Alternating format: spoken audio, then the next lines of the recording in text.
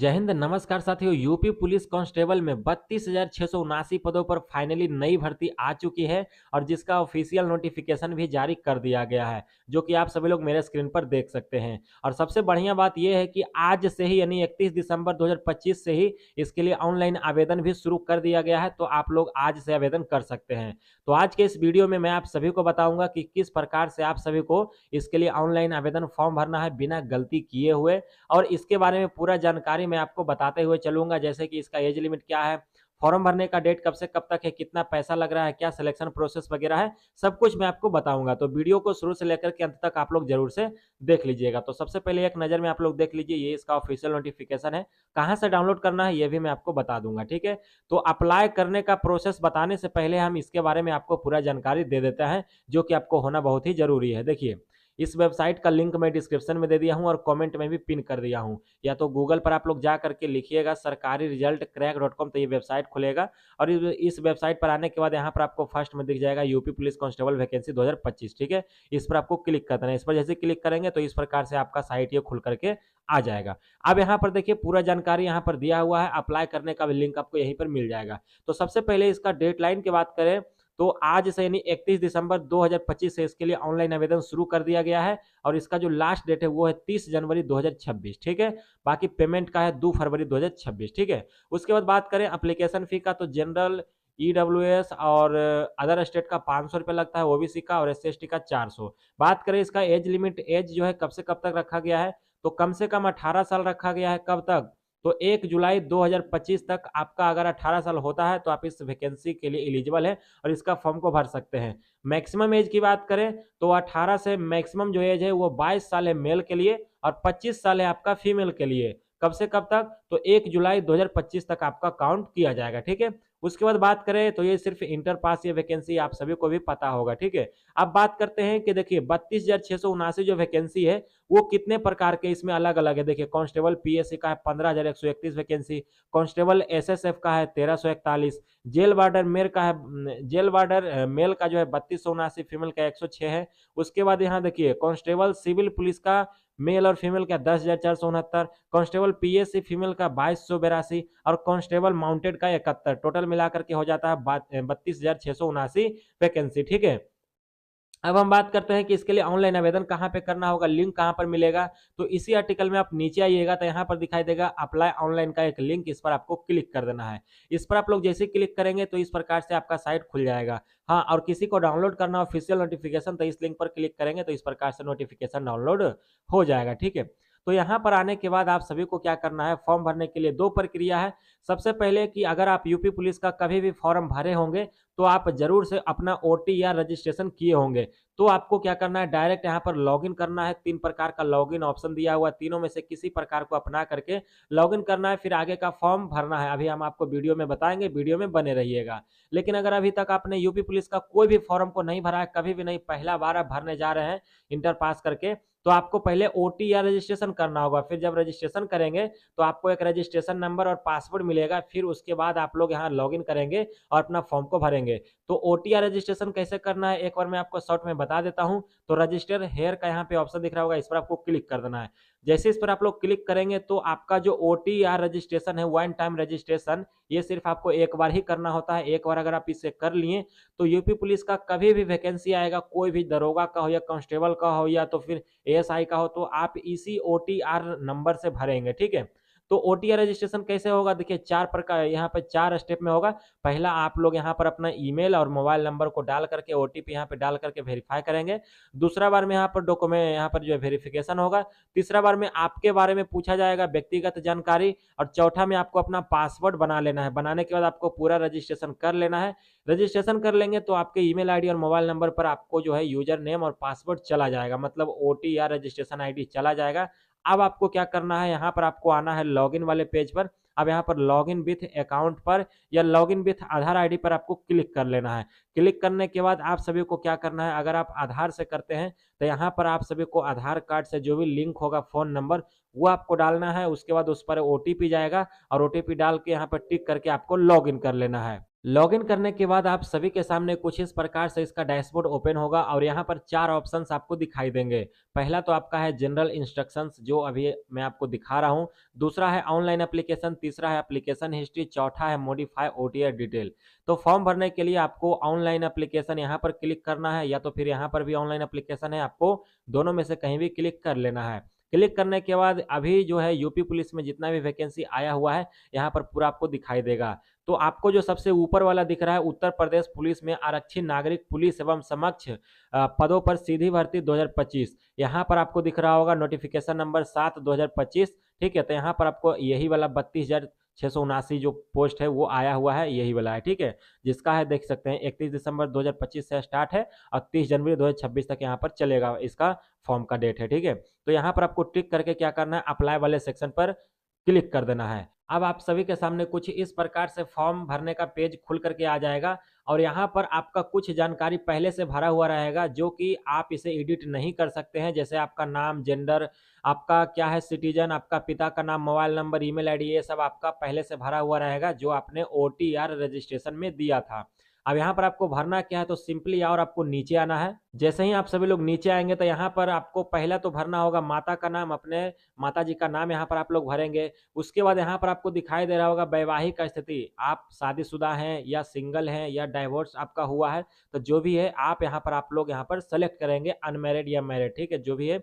उसके बाद मूल निवासी का विवरण, यहाँ पर पूछ रहा है कि क्या आप उत्तर प्रदेश के मूल निवासी हैं। अगर हैं तो यस करेंगे तो आपको ओबीसी, एससी, एसटी और ईडब्ल्यूएस का आपको लाभ मिलेगा। अगर आप अदर स्टेट से फॉर्म को भर रहे हैं तो आपको नो करना है। ठीक है, जैसे ही नो करेंगे तो बोल देगा कि आप जो है नहीं है उत्तर प्रदेश के निवासी, तो आप जनरल के कैटेगरी में काउंट किए जाएंगे। ठीक है, तो ये बिल्कुल सही बात है कि आप किसी भी अदर स्टेट का फॉर्म भरते हैं तो आप जनरल में ही आते हैं।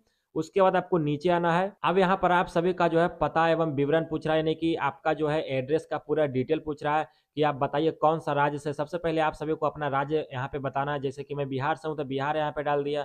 अपना जिला बताना है कि आप कौन सा जिला है, तो बिहार में जितना भी जिला है यहाँ पर जो है मेरा जिला खुल करके आ चुका है। आपका भी यहाँ पर अगर अदर स्टेट होगा तो जो भी स्टेट है उसका पूरा जिला खुल करके आ जाएगा, यहाँ पे चयन कर लीजिएगा। उसके बाद यहाँ पर आता है आपका पता, पूरा पता यहाँ पर आप सभी को डालना है। जैसे जो भी आपका आधार कार्ड में है या जैसे भी आप कभी भी फॉर्म भरते होंगे, मोहल्ला, गांव, पिन कोड, अपना post office, district, police station, इस प्रकार से पूरा आप सभी को यहाँ इसमें डाल देना है, भरना है। ठीक है, उसके बाद अपना पुलिस स्टेशन आपका क्या है, आपका पिन कोड क्या है, ये आपको भर देना है। उसके बाद यहाँ पर अस्थायी पता, परमानेंट एड्रेस, तो अगर आपका करस्पोंडेंस एड्रेस और परमानेंट एड्रेस सेम है तो जैसे ही आप इस चीज़ को भरेंगे और यहाँ पर टिक करेंगे तो ऑटोमेटिक ये वाला जो, जैसे यहाँ पे देखिए मैं कुछ भरता हूँ, ऑटोमेटिक क्या होगा ना कि ये वाला ऑटोमेटिक इधर आपका फिल हो जाएगा। ठीक है, लेकिन अगर आपका अलग अलग है दोनों एड्रेस तो आप इधर अलग भरिए अपना और इधर अलग भरिए। ठीक है, उसके बाद आपको नीचे आना फ्रेंड्स, और यहाँ पर गृह जिला एवं राज्य यहाँ पर बताने के लिए यहाँ पे आपको बोल रहा है। तो यहाँ पर आपको क्या करना है, फिर से अपना जो है राज्य को सेलेक्ट कर लेना है। जैसे मेरा बिहार तो मैं बिहार कर लिया हूँ। उसके बाद यहाँ पर जो है जिला, तो जो भी मेरा जिला है मैं यहाँ पे जिला सेलेक्ट कर लिया हूँ। उसके बाद आपको क्या करना है, सेव पहले कर लेना है और उसके बाद आपको नेक्स्ट पर क्लिक कर देना है। करते ही आप सभी के सामने कुछ इस प्रकार से पेज खुल करके आएगा और यहाँ पर पूछ रहा है कि क्या आप उत्तर प्रदेश के राजकीय कर्मचारी हैं। मतलब अगर आप उत्तर प्रदेश में पहले से काम कर रहे हैं, कर्मचारी हैं, तो आप यस करेंगे, वरना आपको नो कर देना है। इसके बाद आप सभी को नेक्स्ट पर क्लिक कर देना है। जैसे ही आप सभी लोग नेक्स्ट पर क्लिक करेंगे फ्रेंड्स, तो अब यहाँ पर जो है आप सभी लोगों का एजुकेशनल क्वालिफिकेशन के लिए बोला जाएगा। जो कि आप रजिस्ट्रेशन किए होंगे तो मैट्रिक का जानकारी पहले से भरा हुआ रहेगा। और ये जो वैकेंसी है 12th लेवल पे है, तो यहाँ पर देखिए अभी 12th स्टैंडर्ड और इक्विवेलेंट पेंडिंग दिख रहा है। तो आपको क्या करना है, यहाँ पर इंटरमीडिएट का डिटेल को फिल करना है, तो यहाँ पर आपको क्लिक कर देना है। जैसे आप लोग यहाँ पर क्लिक करेंगे, येलो वाले जो टिकर चल रहा है, तो आपको खुल करके आ जाएगा यहाँ पर एजुकेशनल क्वालिफिकेशन का जानकारी भरने का। तो सबसे पहले आपको बताना है कि आपने जो इंटर पास किया वो कौन सा बोर्ड से पास किया है। तो यहाँ पर आप लोग अपना बोर्ड का नाम सर्च मारेंगे तो आ जाएगा। जैसे कि मेरा बिहार बोर्ड से था तो बिहार स्कूल एग्जामिनेशन बोर्ड का यहाँ पे आ गया। उसके बाद कब आपने पास किया है, जो आपके मार्कशीट पे डेट लिखा हुआ होगा नीचे, वो आप सभी को बताना है, फिर उसका रोल नंबर देना है और उसका सर्टिफिकेट सीरियल नंबर आप सभी को देना है। ध्यान रहे, अगर आपको सर्टिफिकेट मिला है तो सर्टिफिकेट सीरियल नंबर ही दीजिएगा। अगर मार्कशीट है तो मार्कशीट नंबर्स भी आप यहाँ पर दे सकते हैं। देने के बाद आपको क्या करना होगा, ऐड पर क्लिक कर देना है। देख सकते हैं कि मैंने अपना जो है इंटरमीडिएट का भी डिटेल को फिल कर दिया है, तो यहाँ पर जो ये दोनों ग्रीन हो चुका है, ठीक है। अब यहाँ पर देखिए, अगर आपको लगता है कि इसमें कुछ गलत हो गया है, आपका इंटर या मैट्रिक वाला एजुकेशन डिटेल में रोल नंबर या कुछ भी एजुकेशन जो आपने पास किया है, तो आप यहाँ पर कलम पे जो दिख रहा है पेंसिल वाला आइकन, इस पे आप क्लिक करके एडिट कर सकते हैं। वरना अगर आपका सारा सही है तो आप लोग ध्यान रखिएगा, यहाँ पर आपको नेक्स्ट पर क्लिक कर देना है। और एक चीज़ आप लोग ध्यान रखिएगा कि देखिए, अगर आप लोग अपना सर्टिफिकेट से भर रहे हैं ना फॉर्म को, तो आप लोग अपना सर्टिफिकेट का ही डेट दीजिएगा और ऊपर का नंबर दीजिएगा। लेकिन अगर आप लोग अपना ये मार्कशीट से भर रहे हैं फॉर्म को, तो मार्कशीट का ही नंबर देना है और मार्कशीट का ही डेट यहाँ पर आपको देना है, ठीक है। सिंपली आपको क्या करना है, नेक्स्ट वाले विकल्प पर क्लिक कर देना है। नेक्स्ट वाले विकल्प पर आप लोग जैसे ही क्लिक करेंगे फ्रेंड्स, तो यहाँ पर अब आप सभी लोगों से जो है, यहाँ पर आपसे डॉक्यूमेंट अपलोड करने के लिए बोला जाएगा। यानी कि यहाँ पर देख सकते हैं, सबसे पहला जो है 10th का जो है यहाँ पर आपको सर्टिफिकेट यहाँ पर देना है। फिर 10th का यहाँ पर आपको मार्कशीट देना है। फिर 12th का यहाँ पर आपको सर्टिफिकेट देना है और उसके बाद फिर 12th का यहाँ पर आपको मार्कशीट देना है। मतलब मैट्रिक और इंटर का सर्टिफिकेट और मार्कशीट दोनों आप सभी को यहाँ पर क्या करना होगा, अपलोड करना होगा। अपलोड करें पे जैसे क्लिक करेंगे तो आपका जहाँ खुल करके आ जाएगा, इस प्रकार से इस पर क्लिक करेंगे तो आपका जो फाइल हो खुल करके आ जाएगा। जहाँ भी आपका फाइल है आप लोग यहाँ पर अपलोड कर लीजिएगा, ठीक है। जैसे आप अपलोड कर लेंगे तो यहाँ से आप देख भी सकते हैं कि मैंने सही अपलोड किया कि गलत अपलोड किया। अगर आपको लगता है कि हम गलत अपलोड किए हैं तो आप यहाँ से हटा भी इसे सकते हैं, ठीक है। तो आप सभी को क्या करना है, इसे पूरा अपलोड कर लेना है। अपलोड करने के बाद आप सभी को क्या करना है, यहाँ पर देखिए अपना यहाँ पे लाइव फोटो यहाँ पे लिया जाएगा, लाइव कैप्चर फोटो होगा। जैसे इस चीज़ पर आप लोग इस लाइव यहाँ पर कैप्चर लाइव इमेज पर क्लिक करेंगे तो आपका कैमरा ओपन हो जाएगा और आप लोग इसे अपलोड कर देंगे, ठीक है। उसके बाद साइन की बात करें तो यहाँ पर साइन अपलोड आपको करना होगा इंग्लिश में और ब्लैक पेन से। और इसका जो साइज है वो 20 KB होना चाहिए, ठीक है। कम से कम 5 KB और अधिकतम 20 KB। 20 KB से ज़्यादा नहीं होना चाहिए और 5 KB से कम नहीं होना चाहिए। और इसका जो यहाँ पर आपको दिखा ये लंबाई दिख रहा होगा 60 है पिक्सल और चौड़ाई 140 पिक्सल। तो इसे कैसे बनाना है, तो इसका लिंक भी मैं डिस्क्रिप्शन में दे दिया हूँ, जा करके आप लोग देखिए। वहाँ से आप लोग या तो आप देखिए यहाँ पर सर्च भी मार सकते हैं, ठीक है। PI7, ठीक है। PI7 इमेज आप लोग मारेंगे ना टूल्स, तो इमेज रिसाइजर, तो यहाँ पर आपका आ जाएगा। और इसमें जितना भी आपका मांगा जाता है आप यहाँ पर इसमें एडिट करके आप लोग वहाँ पर डाल सकते हैं, ठीक है। तो यहाँ पर आपको फोटो और सिग्नेचर को जो है अपलोड कर देना है और ये सारा डॉक्यूमेंट को, उसके बाद आप सभी को नेक्स्ट कर देना है। दोस्तों देख सकते हैं कि मैंने अपना 3 डॉक्यूमेंट अपलोड कर लिया है और आपको देखिए डॉक्यूमेंट कैसे अपलोड करना है। इस पर क्लिक करेंगे, उसके बाद इस पर क्लिक करेंगे और आपका जो भी यहाँ पे डॉक्यूमेंट जहाँ भी आपने रखा होगा, तो यहाँ पर आप सभी को क्या करना, अपलोड करके सेव कर देना है। ओके का मैसेज आएगा, आपको ओके पर क्लिक कर देना है। जैसे आप लोग ओके पर क्लिक कर देंगे तो ये सफलतापूर्वक अपलोड, देखिए मैंने चारों जो सर्टिफिकेट है और मार्कशीट है वो कर दिया है। अब आपको लगता है कि नहीं यह गलती अपलोड हो गया है, या तो आप इसे दोबारा देखना चाहते हैं कि मैंने सही अपलोड किया कि नहीं, तो ये जो आँख वाला ऑप्शन दिख रहा है इस पर आपको क्लिक कर देना। जैसे क्लिक करेंगे तो यहाँ पर जो है ना आपको दिखाई देगा कि आपने कौन सा जो है डॉक्यूमेंट अपलोड किया है। अगर आपने गलत अपलोड किया होगा तो आप यहाँ पर भी डिलीट इसे कर सकते हैं। इसी प्रकार से चारों को आप लोग क्या करेंगे, तो देख लेंगे कि हाँ मैंने जो है क्या क्या जो भी डॉक्यूमेंट मैंने अपलोड किया वो सही है या तो फिर गलत है। तो इस प्रकार से आप लोग को कर लेना है। फिर फोटो अपलोड कर लेना है और उसके बाद यहाँ पर कैप्चर फोटो होगा, लाइव लगेगा और सिग्नेचर आपको अपलोड कर लेना है। उसके बाद आपको क्या करना है, सेव एंड नेक्स्ट वाले विकल्प पर क्लिक कर देना है। नेक्स्ट पर क्लिक करने के बाद आप सभी के सामने पोस्ट प्रेफरेंस का ऑप्शन खुल करके आ जाएगा। अब इसमें देखिए आपको प्रेफरेंस देना है कि आप कौन सा पोस्ट को पहले रखना चाहते हैं, दूसरा नंबर में किसको रखना चाहते हैं, तीसरा नंबर में किसको रखना चाहते हैं। इस प्रकार से आप लोग अपना पोस्ट प्रेफरेंस को दीजिएगा।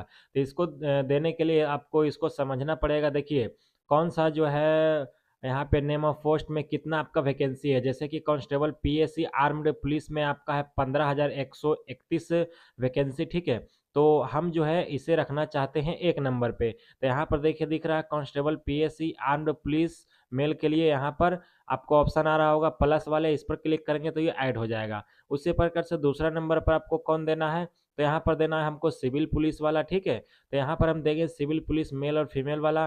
फिर तीसरा नंबर पर आपको क्या देना है, तो इस प्रकार से जो है आप लोग तीसरा नंबर पर जैसे हम जेल वार्डर मेल के लिए देना चाहते हैं तो जेल वार्डर मेल का देंगे। उसी प्रकार से आप सभी को क्या करना है, जो भी जैसे भी आपको देना होगा आप लोग अपने हिसाब से क्या करेंगे ना, अपना यहाँ पे पोस्ट को दे देंगे, ठीक है। और जब पोस्ट को दे देंगे तो उसके बाद यहाँ पर आपको क्या करना है, यहाँ पर टिक कर देना है। और टिक करने के बाद में आप सभी को यहाँ पर पूछ रहा है कंप्यूटर में ओ लेवल सर्टिफिकेट है, अगर है तो यस करेंगे वरना नो करेंगे। उसके बाद बोल रहा है कि प्रादेशिक सेना में सेवा दी है, अगर आपने टेरिटोरियल आर्मी में सेवा दिया है तो आप यस करेंगे वरना नो करेंगे। और अगर आपने दिया है और उसके बाद आप फॉर्म भरें तो आपको बताना होगा, यहाँ पे उसका प्रमाण पत्र वगैरह अपलोड करना होगा।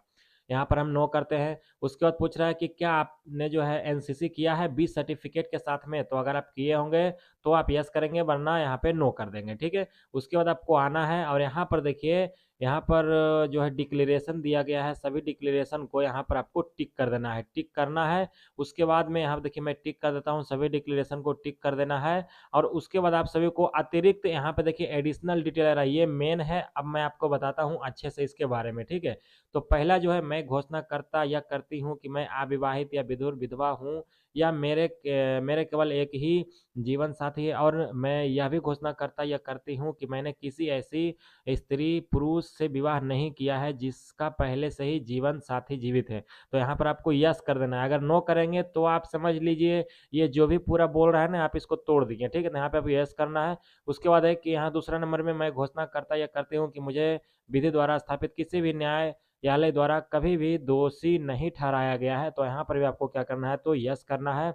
उसके बाद तीसरा, मैं यह घोषणा करता या करती हूँ कि मुझे अभी भी राजकीय सेवा में बर्खास्त या निष्कासित नहीं किया गया है, ना ही मेरे सेवाओं को परिवीक्षा अवधि के दौरान समाप्त किया गया है। तो यहाँ पर भी आपको यस करना है, तीनों को यस करना है, ध्यान से नो नहीं करना। उसके बाद जहाँ से आप अपना फॉर्म को भर रहे हैं उस जगह का यहाँ पे नाम डाल देंगे। और उसके बाद आपको क्या करना है, यहाँ पर प्रीव्यू एप्लीकेशन पर क्लिक कर देना है। एप्लीकेशन प्रीव्यू पर क्लिक करने के बाद एप्लीकेशन का प्रीव्यू खुल करके आपके सामने आ जाएगा। और यहाँ पर अभी तक आपने जो भी जानकारी दिया है, जो भी जानकारी आपने भरा है, वो पूरा आपको यहाँ पे दिखाई देगा। अगर आपको लगता है कि कोई जानकारी को हमको सुधार करना है तो आपको सबसे नीचे आना है और एडिट वाला एक यहाँ पर आपको बटन दिखेगा, एडिट वाले बटन पर क्लिक करके आप उस जानकारी को सुधार सकते हैं।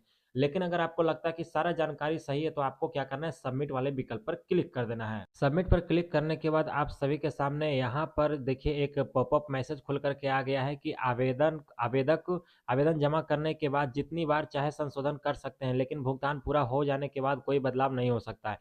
मतलब यहाँ पर बोल रहा है कि फॉर्म को अभी आप सबमिट कर दीजिएगा, अगर गलती भी हो जाता तो कोई दिक्कत नहीं है, लेकिन हाँ, आप उसे तभी सुधार सकते हैं जब आपका पेमेंट नहीं किया हुआ रहेगा। अगर आपने यहाँ पे फॉर्म को सबमिट कर दिया, जैसे कि मैं यहाँ पे सबमिट कर देता हूँ और सबमिट कर दिया हूँ, मेरा जो फॉर्म वो सबमिट हो चुका है। अब यहाँ पर मुझे पेमेंट करने के लिए बोला जाएगा, तो अगर मैं पेमेंट को कर दूंगा तो मैं फॉर्म को कभी भी नहीं सुधार सकता हूँ। यहाँ पर देख सकते हैं फॉर्म को जैसे ही मैं सबमिट करता हूँ तो यहाँ पर अब जो है हमसे यहाँ पर एप्लीकेशन फ़ी मांग रहा है, जो कि यहाँ पर आपको एप्लीकेशन फ़ी देने के लिए पे विथ SBI ई पे पर आपको क्लिक कर देना है।